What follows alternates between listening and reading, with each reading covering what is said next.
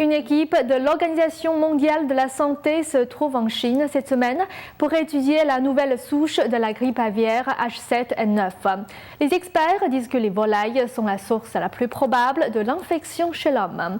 Ils ont également dit que le virus est plus facilement transmissible aux oiseaux que le H5N1. Une équipe internationale d'experts de l'Organisation mondiale de la santé s'est rendue en Chine cette semaine afin d'enquêter sur les cas de la grippe aviaire H7N9. Ils ont déclaré qu'il s'est révélé être le virus de la grippe le plus mortel pour les humains. Il y a d'autres exemples de virus de la grippe qui sont très dangereux pour l'homme. Vous savez, je pense que le virus de la grippe aviaire H5N1 est l'un des célèbres exemples de la façon dont le virus de la grippe peut être dangereux pour les personnes en termes de mortalité. Mais celui-là est certainement l'un des virus grippaux les plus meurtriers que nous ayons vus à ce jour. This is definitely one of the most lethal influenza viruses that we have seen so far. L'OMS dit que le virus est difficile à surveiller et à contrôler en raison de l'absence de signes visibles de la maladie chez les volailles.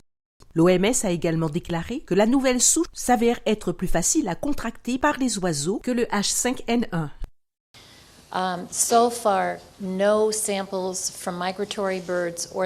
Jusqu'à présent, aucun des échantillons provenant d'oiseaux migrateurs et leur habitat n'a été positif pour le H7N9. Par contre, des échantillons de poulets, de canards, de pigeons ont été positifs pour le H7N9 sur le marché de la volaille. Les échantillons environnementaux prélevés sur les marchés de volailles ont été également positifs.